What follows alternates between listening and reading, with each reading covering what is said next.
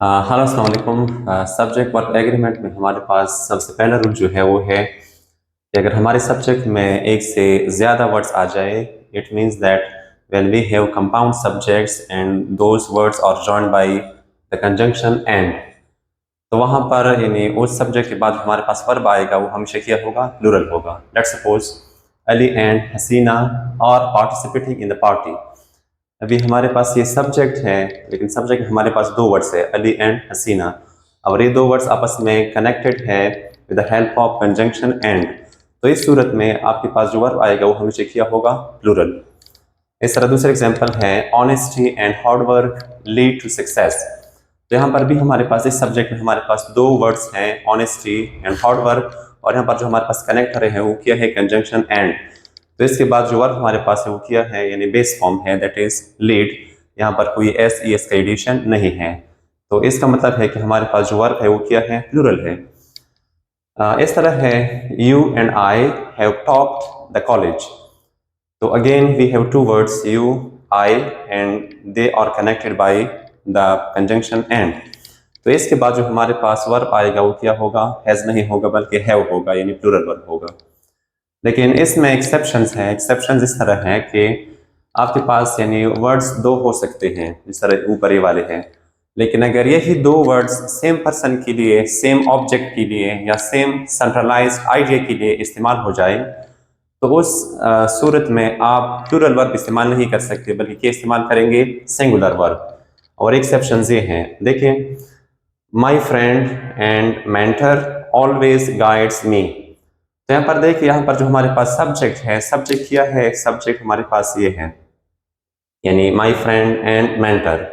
यानी again we have two words, my friend and mentor. लेकिन यहाँ पर जो हमारे पास कनेक्टर है वो दोबारा क्या है, यानी एंड है। लेकिन यहाँ पर यानी एक्सेप्शन इस वजह से है क्योंकि mentor and friend talk about the same person. जब ये दोनों वर्ड्स सेम पर्सन के लिए, सेम ऑब्जेक्ट के लिए, सेम आइडिया के लिए इस्तेमाल हो जाए, तो इसके बाद जो वर्ब आएगा वो हमेशा क्या होगा, सिंगुलर। अभी देखें, गाइड्स, ये क्या है, थर्ड पर्सन सिंगुलर वर्ब है। इस तरह the principal and head of the committee is agree. अब यहाँ पर देखिए, यहाँ पर जो हमारे पास सब्जेक्ट है, यहाँ से लेकर यहाँ तक, ये हमारे पास क्या है, इस जुमले का सब्जेक्ट है।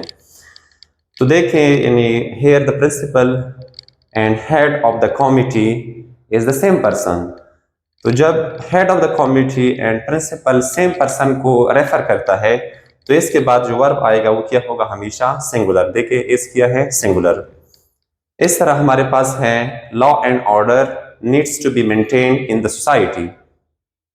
वंस अगेन देखें कि यहाँ पर लॉ एंड ऑर्डर, ये हमारे पास क्या है, इस जुमले में सब्जेक्ट है, दो वर्ड्स है, लेकिन लॉ एंड ऑर्डर एक ही सेंट्रलाइज आइडिया को क्या करता है, रेफर करता है। एक ही आइडिया के बारे में इस्तेमाल हुए हैं दोनों वर्ड्स।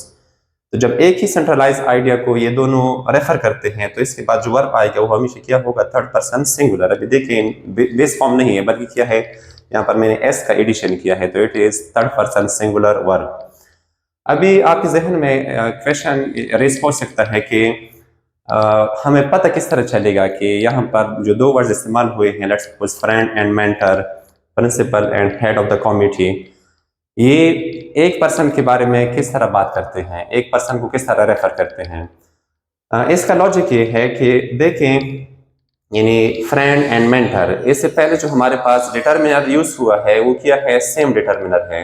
इसका मतलब है कि माई फ्रेंड एंड मेंटर, मेंटर से पहले कोई डिटर्मिनर हमने यूज नहीं किया है, तो हमारे पास एक ही डिटर्मिनर है, वो क्या है, my. My is use either for friend as well as mentor.